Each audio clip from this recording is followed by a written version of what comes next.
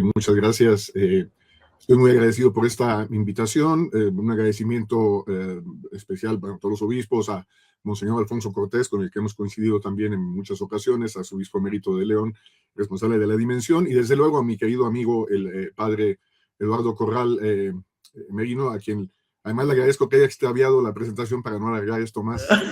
Qué pena, discúlpame. De memoria, lo cual pues atestigua pues del conocimiento que tiene de mi persona, y le agradezco muchísimo, y sobre todo por impulsar estos diálogos que son ejercicios necesarísimos, fundamentales para nuestra época. Efectivamente hemos colaborado pues ya en muchas ocasiones. Bueno, quiero señalar en primer lugar sé que esto se ha estado diciendo desde las anteriores ediciones de los últimos diálogos concernientes a la encíclica, pero esta relevancia de la encíclica es pues innegable. Si a mí, en el caso improbable, y espero que no ocurra, en que el señor Elon Musk se le ocurriera proponerme ir a colonizar Marte, ¿no? Con estas quimeras y delirios que tiene, y me dijeran a mí, usted se puede llevar solo 3 encíclicas a Marte, o sea, 3, que le restringiera pues a 3, porque yo me llevaría varias, muchísimas, pero 3 nada más. Yo me llevaría la Rerum Novarum, me llevaría la Fides et Ratio y me llevaría esta. Sí, ya sé que está Laudato Si, Fratelli Tutti, que me hizo pensar en el asunto, pero esta sin duda alguna me la llevaría. Y por una razón muy importante, porque esta encíclica inaugura en el siglo XXI una nueva antropología filosófica y una nueva antropología teológica. Digamos, es un giro antropológico contemporáneo, un giro antropológico de relevancia comparable a la reinauguración de la antropología filosófica que hubo a principios del siglo XX con Max Scheler y otros autores a partir de la propia fenomenología, o en su momento también el kantismo, etc. Es un giro antropológico. Recordemos que el subtítulo es El cuidado de la persona en tiempos de la inteligencia artificial. No es un tratado sobre inteligencia artificial, lo sabemos, se ha enfatizado aquí, claro, destacando justamente el carácter propio de la época. O sea, su preocupación es la de custodiar la persona humana en su integridad ante la realidad que históricamente se nos impone actualmente, que nos ha tocado vivir, esta época, este cambio de época, ¿no? Y que también destacaba el doctor Reyes Tamés en su intervención, con las características y peculiaridades de los fenómenos que nos ha tocado vivir. Yo voy a tratar de centrarme en la cuestión del el capítulo quinto, específicamente los numerales 204, 205 y, bueno, un poco también el 218 especialmente. De hecho, yo he titulado mi intervención como un poco en este sentido, ¿no? El sano realismo como apertura al mundo, es decir, una lectura fenomenológica de la Magnifica Humanitas, ¿no? Este sano realismo como apertura al mundo, tratando de darle una lectura fenomenológica que es un poco desde donde yo suelo hablar bastante, ¿no? Cuando hablamos de realismo solemos pensar inmediatamente en una actitud que consiste simplemente en una aceptación acrítica de los hechos. Ser realista sería mirar al mundo tal como es y sin ilusiones en determinado momento, ¿no? De manera descarnada. Pero el capítulo quinto, y en especial los numerales que acabo de evocar, nos invita a que sospechemos de esa definición demasiado simplista, de esa definición simplificadora. León XIV nos propone justamente, así lo llama, ¿no? Un sano realismo que obviamente se aleja desde luego, de cualquier forma de idealismo ingenuo, pero también se aleja de formas de realismo cínico resignado. Ahora explicaré en qué consiste esto. Es decir, desde una perspectiva fenomenológica, esta propuesta creo que puede resultar especialmente sugerente, ¿no? En el núcleo mismo de la encíclica. Digamos, este es el tema. Y ahora que estamos haciendo todas esas cuestiones que tienen que ver con el aspecto musical, de la mano también de la hermana Arcelia, en analogía musical, sabemos que en música a veces hay el tema y luego vienen las variaciones, ¿no? En algunos casos. Entonces yo quisiera desarrollar este tema del realismo en León XIV mediante cuatro variaciones a partir del tema. La primera variación yo la llamaría que la realidad no es únicamente ni un simple dato, no es simplemente dato. La fenomenología, desde su fundación de Husserl, pero también de esa gran filósofa discípula suya, que fue Edith Stein, Santa Teresa Benedicta de la Cruz en el mundo católico, nos han enseñado que no existe una realidad completamente desnuda, absoluta, independiente del modo en que aparece, absolutamente independiente del modo que aparece. Es decir, nosotros no vivimos entre objetos simplemente dados, vivimos en un mundo de sentido, que es algo que León XIV destaca de manera interesante a lo largo de toda la encíclica, esta cuestión del problema del sentido. ¿Por qué? Porque, como se ha dicho también aquí por quienes me precedieron, con la inteligencia artificial parece darse justamente un vaciamiento de sentido y un vaciamiento de la intención de búsqueda de sentido, lo cual es muy grave. Y por tanto, en una tendencia a una reobjetivación de los fenómenos, como si eso existiera, digamos, de manera completamente independiente de nuestra propia acción y voluntad y afectos, como señalaré un poco más adelante. Por eso resulta, me parece, tan significativa la crítica que hace la encíclica a dos formas de alterar y deformar la realidad. Por un lado, el idealismo que seleccionaría los hechos para que coincidan con nuestros deseos, con nuestras expectativas, cosa que también ya se señalaba a nivel, digamos, educativo por parte del propio doctor Reyes Tamés y otros, ¿no? Es decir, respecto de esta, la inteligencia artificial se ha vuelto una especie de reedición del cuento de Blancanieves, ¿no? Donde, espejito, espejito, ¿quién es el más bonito, no? Bueno, la respuesta esperada es esa y no hay más, ¿no? Y ya me siento satisfecho porque está respondiendo aquello que yo quiero, ¿no? Entonces, por un lado es esto, pero por otro también está esa actitud cínica, ¿no? Que denuncia el Papa León XIV, el cinismo que convierte los hechos en destino absolutamente fatal, como si aquello que ocurre debiera necesariamente seguir ocurriendo y existe una suerte de necesidad.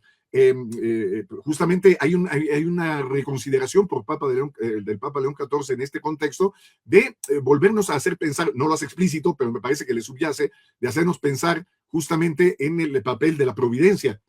Fenomenológicamente, ambos extremos, me parece, tienen un mismo defecto. O sea, ¿cuál? Dejan de describir la experiencia, de esta dimensión experiencial que es importante fenomenológicamente hablando, para imponer una interpretación previa. Es decir, digamos, una posición francamente idealista, extrema, no miraría al mundo, sino miraría hacia las expectativas, deseos, voliciones y puramente intenciones. Pero el realista cínico, digamos, no sano, tampoco miraría al mundo, miraría únicamente aquello que confirma que nada puede cambiar, ¿no? En ambos casos la realidad como tal deja de aparecer, deja de aparecer realmente. De hecho, estamos incurriendo mucho, esta suerte de realismo cínico en la época contemporánea ha sido también subrayada por ahí en alguno de los artículos que le leí a nuestro colega que también ha colaborado aquí y estuvo hace poco, Guillermo Hurtado, cuando hablaba de este estoicismo light que estamos invocando en determinado momento. No hay que designarnos ya estoicismo light, pero así son las cosas, ¿no? Y nada más no podemos cambiar nada. Hay un desdibujamiento de la realidad. Esta perspectiva fenomenológica, que repito, está presente en la encíclica, no es nada más una interpretación, digamos, para llevar agua a mi molino, propone algo distinto, ¿no? Dejar que las cosas se manifiesten tal como aparecen, sí, pero esto no significa ingenuidad, sino disciplinar justamente nuestra mirada, construirla, y claro, el papel educativo aquí es fundamental. Ver exige suspender nuestras prisas por el juicio, nuestras prisas por juzgar, esta celeridad, esta cuestión, digamos, de lo vertiginoso que las nuevas tecnologías nos han impuesto y que lógicamente quieren hacer que el pensar quede adecuado justamente a esta velocidad acrítica. Quizá, digamos, el primer acto ético sea precisamente aprender a mirar. Y aquí quiero subrayar además la importancia que tiene el numeral 199 de la encíclica, cuando habla precisamente de la ética, que no debe ser una cuestión meramente genérica, y que habla de 3 criterios de discernimiento que son poderosísimos en la manera en que los pone el pontífice. ¿Cuáles 3 criterios? Simplemente, ¿no? Primero, la responsabilidad personal, de la que habla, tenemos que responsabilizarnos personalmente a nivel individual. O sea, hay una responsabilidad detrás de las decisiones éticas. Claro, él invoca también toda esta situación dramática de los responsables de la implementación de las guerras, etcétera. En segundo lugar, el segundo criterio de discernimiento, el tiempo del juicio moral, es decir, el hecho de que el juicio moral exige un tempo, un ritmo en determinado momento, repito, que muchas veces se ve excedido por este apresuramiento de una supuesta decisión moral invocada por la inteligencia artificial y otras tecnologías. Y en tercer lugar, la distinción y protección de los civiles, ¿no? O sea, así lo llama él, ¿no? Es decir, el hecho de que tenemos que ver el rostro del otro, ¿no? Contemplarlo. Un poco aquí la evocación que en su momento hiciera también Juan Pablo II en la Fides et Ratio de esa posición de Manuel Levinas sobre la alteridad, sobre el rostro del otro, que ya también se señalaba aquí hace un momento, también el doctor Carlos lo hacía de manera muy importante en nuestra cuestión intersubjetiva, es decir, cómo yo tengo que ver con seres humanos directamente, con personas con las que estoy interactuando en decisiones que son sumamente delicadas. En un contexto, digamos, de la guerra, pues esto se vuelve especialmente emergente y urgente, ¿no? Esta es la primera variación. La segunda variación consistiría en que el mundo es un horizonte de posibilidades. Uno de los mayores aportes de ciertas vertientes fenomenológicas, un poco en clave hasta existencial, por ejemplo, en Jan Patočka, ¿no? Este gran discípulo también de Husserl y de Heidegger, ¿no? En determinado momento, consiste en que comprendamos que el mundo nunca está completamente cerrado ni predeterminado. Nosotros vivimos como seres humanos entre posibilidades. Nuestro presente jamás agota, digamos, el porvenir, jamás agota el futuro. Cuando la encíclica rechaza la idea de que la guerra sea inevitable, algo absolutamente inevitable, parte de la naturaleza humana, etcétera, o de que la técnica siga un camino fatal, está diciendo algo que desde una perspectiva fenomenológica es muy profunda, es muy profundo. La historia siempre permanece abierta. Por eso le subyace, y lo destacaban al inicio de las intervenciones, subyace una importante filosofía de la historia en esta encíclica. Hay una revisión, claro, en la línea evidentemente agustiniana que el propio pontífice, a la cual de alguna manera se siente ligado, pertenece no solamente por ser agustino, sino conocer el pensamiento agustiniano, esta suerte de nueva ciudad de Dios que él está de alguna manera pensando, ¿no? Para este contexto. En ese momento era el asedio de Hipona, pero en este momento es el asedio de la inteligencia artificial, ¿no? Entonces, en este caso, me parece que es muy importante tomar cuenta esto. ¿Por qué? Porque lo posible forma parte de la realidad, las posibilidades humanas forman parte de la realidad. Y aunque esto pueda parecer paradójico, nosotros estamos acostumbrados a pensar que solo es real aquello que ya existe. Digámoslo así, un poco en términos un poco simples, ¿no? La perspectiva de la encíclica, y en esto, repito, radica esta dimensión fenomenológica, invierte esta perspectiva, invierte esta lógica fatalista, por ejemplo. También son reales las posibilidades que laten en el presente, aunque todavía no se hayan llevado a cabo o realizado. Y por eso, y esto se conecta con la parte última que señalaré, por eso la esperanza no es meramente un sentimiento optimista, ¿no? Sino efectivamente hay una recuperación de esta dimensión teologal de la esperanza, ¿no? De la virtud teologal como tal, como una determinada forma experiencial de percibir la realidad. Quien espera descubre posibilidades allí donde otros únicamente ven hechos consumados. La tercera variación es consiste en entender cómo tanto el miedo como la euforia excesiva, esta euforia que yo señalaba un poco en broma, ¿no? de Elon Musk y compañía, son dos formas de ceguera valorativa, diría Max Scheler, ¿no? La encíclica afirma que la alternativa no está entre un entusiasmo ingenuo, pero tampoco un miedo paralizante, ¿no? Fenomenológicamente podemos decir que ambos afectan nuestra percepción y nuestra acción respecto de la realidad. ¿Por qué? Porque sabemos, el miedo reduce completamente los horizontes y aquí la invocación se vuelve cada vez más pertinente, recuperar el sentido originario de la frase no tengáis miedo, ¿no? En este sentido, y todo, porque todo puede parecernos amenazante, sí, ominoso, etcétera, ¿no? Y parece irreversible. Evidentemente, la actitud contraria, la euforia, produce el efecto completamente opuesto, ¿no? Porque hace desaparecer las resistencias del mundo, y todo puede parecer fácil, ¿no? Una especie de optimismo ahí medio ramplón. En ambos casos, nosotros estamos dejando de habitar verdaderamente la verdad. Nuestra percepción no es únicamente corporal. Es decir, es corpórea, pero corpórea ligada precisamente a la estructura fenomenológica de la persona, que involucra la dimensión psíquica, la dimensión espiritual, en sentido siempre integral. Y esto hace que nosotros no veamos únicamente con nuestros ojos, sino veamos también desde nuestra afectividad, desde nuestra posición existencial, desde nuestra emotividad. Por eso, tanto miedo como entusiasmo desbordados, exacerbados, como extremos viciosos, modifican el mundo que aparece entre nosotros. Es decir, el sano realismo que invoca el pontífice en el numeral al que estaba haciendo yo referencia, indica justamente una forma de equilibrio de la persona humana, de equilibrio afectivo, que jamás nos puede suministrar la inteligencia artificial, por ejemplo. No elimina de ninguna manera, digamos, la dimensión emotiva, pero la ordena estas emociones, estos afectos, para que no sustituyan a la realidad simplemente. Y bueno, finalmente, la cuarta variación, con la que concluyo, nada más voy a dar una pequeña conclusión última, esto que señalaba yo, la cuarta variación consiste en la recuperación de la dimensión de la esperanza como esa experiencia que fundamenta el sano realismo, una forma superior de realismo propuesto por León XIV. Quizá aquí encontramos uno de los puntos más originales, no solamente de este quinto capítulo de la parte final, sino de la encíclica en su conjunto, porque nosotros habitualmente pensamos que cierta posición de carácter pesimista es suscribible y es más inteligente y más prudente que cualquier forma de esperanza.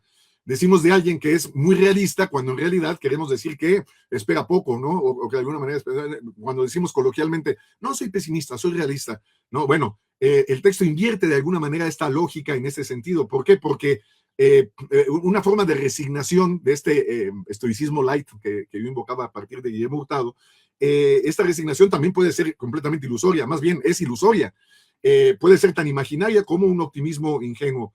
Es decir, porque pensar que nada va a cambiar en absoluto supone que nosotros somos omniscientes y que conocemos perfectamente el futuro. Por eso hablaba yo de esta recuperación tácita que luego se explicita de la dimensión providencial de nuestra fe, ¿no? Esto me parece que es algo muy importante. La esperanza cristiana evidentemente no ignora el mal. Otra vez esta dimensión agustiniana que el Papa tiene muy presente, ¿no? Ahí lo contempla de frente, sabe que el mal es profundamente humano, no es ontológico ni proviene de la divinidad. Y se niega a concederle la última palabra. Esto me parece que es algo muy importante también para nuestro contexto latinoamericano, evidentemente.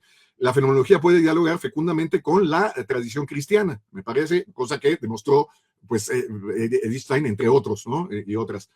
Si la realidad permanece abierta, entonces toda persona sigue siendo capaz de conversión auténtica. Y toda sociedad, además, en sentido colectivo, conserva posibilidades inéditas. Y toda historia, por eso decía que hay una poderosa intuición de una filosofía de la historia muy, muy potente aquí, toda historia permanece inacabada. Si se trata de una conversión no solamente personal, ¿no? Que es deseable, sino una conversión colectiva, que es a lo que nos está invitando la encíclica papal, me parece.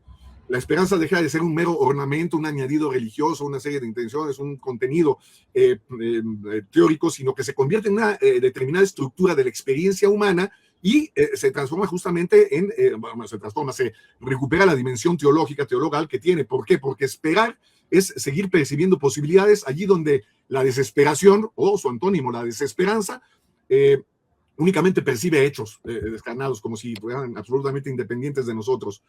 Esa significa una confianza en las capacidades humanas y su potencial de conversión y confianza en la acción del espíritu humano. Entonces, concluyo nada más con una idea sencilla. El mayor desafío contemporáneo, pues, como se ha dicho también aquí por quienes me precedieron de una manera muy lúcida, no consiste nada más en producir más información sobre el mundo. Eso ya lo tenemos, vivimos sobresaturados de datos, de información, de datos, ¿no? Lo que necesitamos es aprender a mirar nuevamente, a volver a mirar. Mirar hacia el exterior y mirar hacia el interior, evocando otra vez a Agustín. El sano realismo del que habla el Papa no es una teoría política ni una estrategia psicológica. Hay una filosofía política, hay un elemento, como decía, de filosofía de la historia, pero antes que nada es una actitud ante la realidad, una actitud concreta. Consiste en mirar sin ingenuidad, pero también sin cinismo. Aceptar la gravedad del presente sin convertirla en un mero destino manifiesto, fatal, absoluto, al estilo, digamos, de la antigua Grecia, y reconocer el mal sin absolutizarlo. Descubrí incluso en medio de las situaciones más complejas, críticas, como las que estamos viviendo en nuestro cambio de época, que el mundo continúa siendo un horizonte de posibilidades humanas y que los algoritmos no nos pueden suministrar. Y que estos son medios simplemente. Desde nuestra perspectiva, yo diría que la realidad nunca coincide plenamente con lo ya dado y que siempre desborda nuestros diagnósticos y nos maravilla y nos invita a que nosotros construyamos nuevas posibilidades de sentido. Y en este desbordamiento justamente es que encuentra su lugar la esperanza. Quizás sea la forma más profunda del verdadero realismo al que nos invita León XIV con esta encíclica, que al igual que su título es magnífica. Gracias. Yo me quedaría con esta idea. El verdadero realismo no consiste en aceptar el mundo tal como está, sino en verlo tal como aún puede llegar a ser a través de la esperanza como experiencia concreta de esa virtud teologal. Con esto me quedo.